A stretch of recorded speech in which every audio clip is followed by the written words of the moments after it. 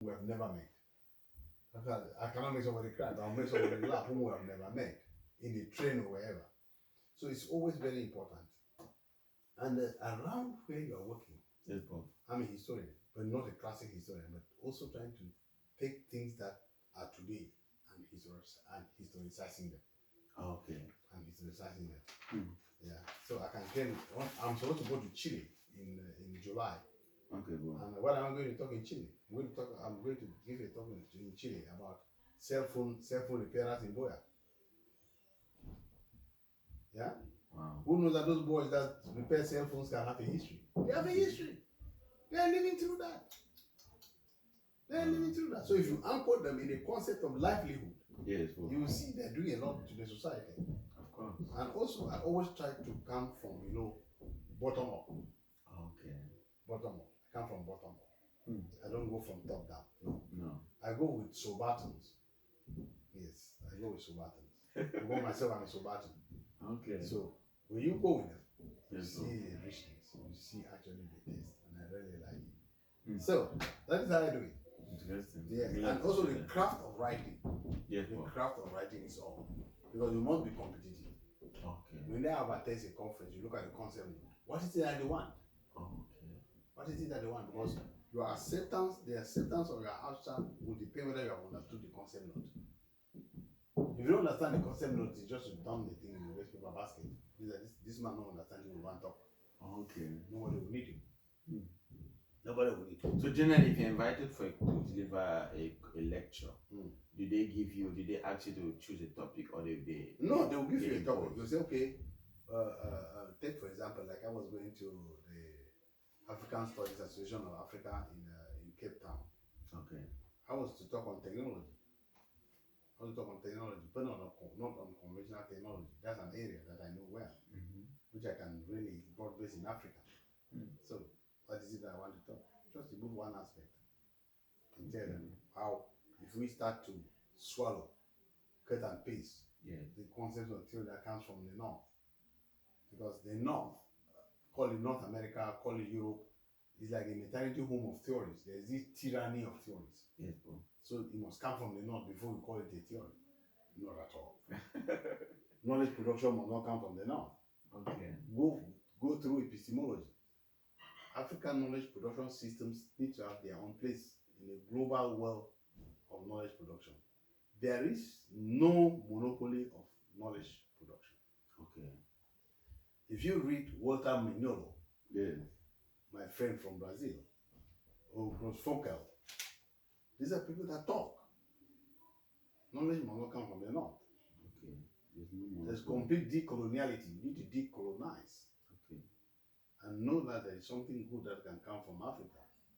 From any continent. Yes, from any continent. I remember sitting and talking with my grandmother and asking my grandmother in the kitchen to give me her experiences of giving birth to her first child. There was no maternity home. So how did you do it? I have a whole exercise book.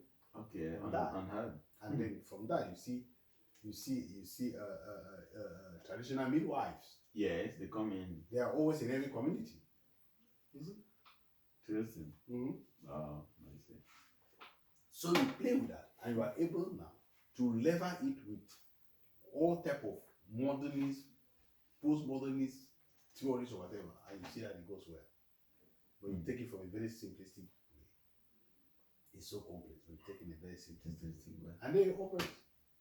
That's all. Wow. Thank you, Prof. Yeah. You're welcome. I learned a lot. You're welcome, man. Delivering conferences and wow. Yeah, I think that I've really trotted. Why did I go to India? Good question. Why did I go to India? Yeah. That was a cultural studies workshop. Okay. I just come up from Dakar and I got this award. And now I was talking on Afuakom. Yeah. The musician. No, Afuakom has adopted that name from a statue. Okay. Afuakom is a whole statue, just like the Gam Nkwi. Exactly. Just returned. Afuakom was a parallel, analogous to the Gam Nkwi. Okay. Which was stolen from Com in 1973 or 1966. It was looted. He was looted and only brought back in 1973.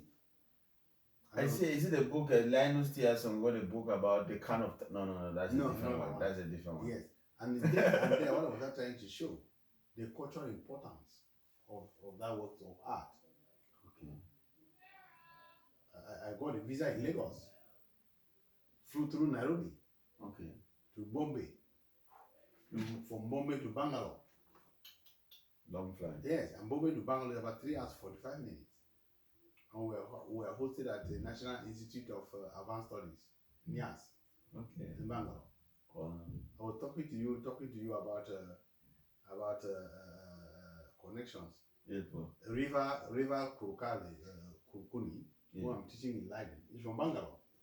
Okay, you see. Yeah, Bangalore is a Silicon Valley. That's what you call Silicon Valley in the technological language. Okay. Yes, it's right down in the south. Interesting. And then we visited a lot of museums. Yeah, it's there that I knew that amongst the Hindus, the cow is a sacred animal. It is. They don't eat it. No, they don't eat it. They don't even touch it. It lies on the street. The vehicle has to come and bypass it. Yeah. Talking about museums, Professor Nkwi, what can we do in our culture back home? We don't have museums. Recently, I saw some pictures of the inauguration of the Fumban Museum. Oh, and I commented and said how I wish other cultures could follow that in Cameroon. Yeah, museum studies is really not even fancy in Cameroon.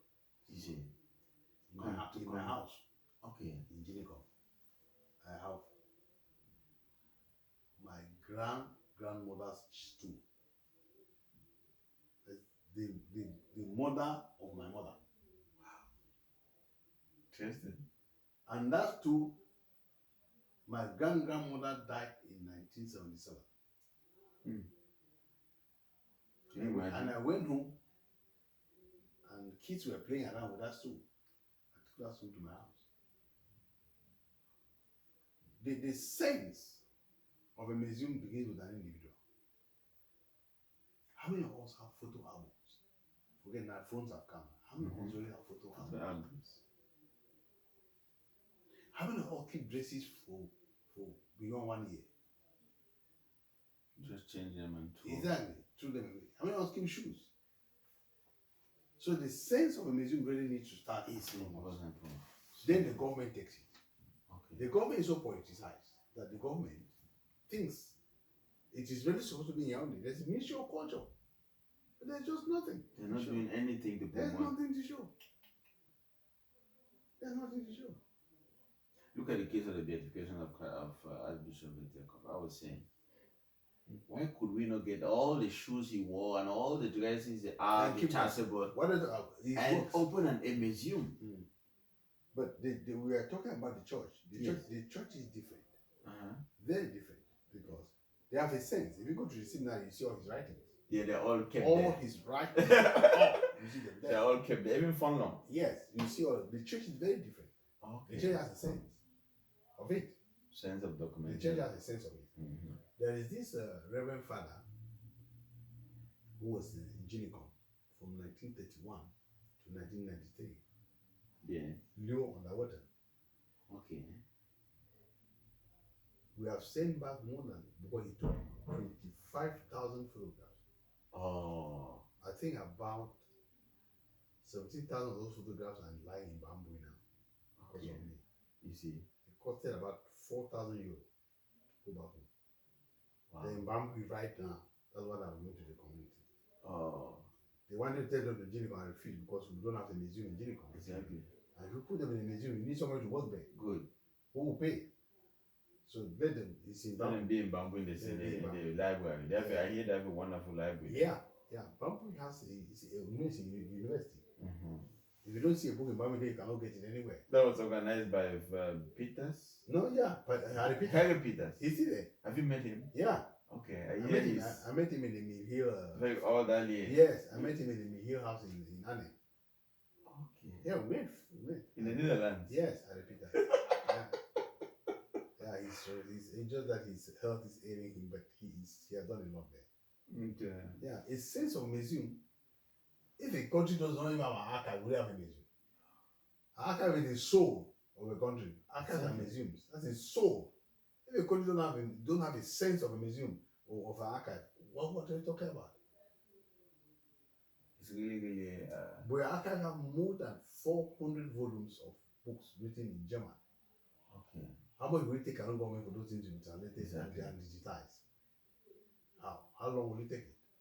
So the Minister of Education and Culture, they have to work together. Yes, sometimes I just see as if it's bad faith. It's a bad faith. We cannot talk about it. Okay, it can't be ignorance, right? No, it's bad faith and ignorance too. Okay. And ignorance. They don't know it, they don't value it. Okay. Because they don't know it, they don't value it. You know? I remember I've worked in how many archives? I've been to Mission 21 archives and Mission Strasse in Basel. Okay. I worked there in 2008. It's predominantly in German, but I used it. Although my German did not exist, but I used it. So sometimes, because I was very close to the archivists. Basel in Switzerland? Yes, I was very close to the archivists. Thomas Guy. No, they're very serious with archives. So I told him that I wanted to see where these archives, because you give your command, cool. and it just comes out on the floor. You just see a trolley comes up. Oh, so everything you need. You don't see who brings them to you. I told him I want to see where these things are coming from. Okay. He showed you. Guy, there's a whole bunker. There's a bunker almost 200 meters down, keeping these things. Wow. Keeping these things. That's why they can't be eaten by cockroaches. Not at all. Or insects. Then I was in Kew Gardens in London, where you have the National Archives or Colonial Archives or so. Fantastic. You go in within the first 30 minutes, you are already established a card. Okay. Everything in the archives, you have free internet, you have a restaurant to eat during lunch. Oh my God. We have a lot to do. But when you come here, Sweden is one of the countries I see of the world that is very good in record keeping. Okay. Sweden. I think it's the best. It's the best. I see. Yeah, Sweden is the best. But if you don't have a sense of doing it. Yeah. You can't do it. No, you can. It's so pathetic. We need to go back there. Yeah. Thank you very much, Prof. We're going to have a short break and finish with your publications. That's okay. Yes. Thank you very much. All right. Oh my God. Prof. Peruse. Yeah.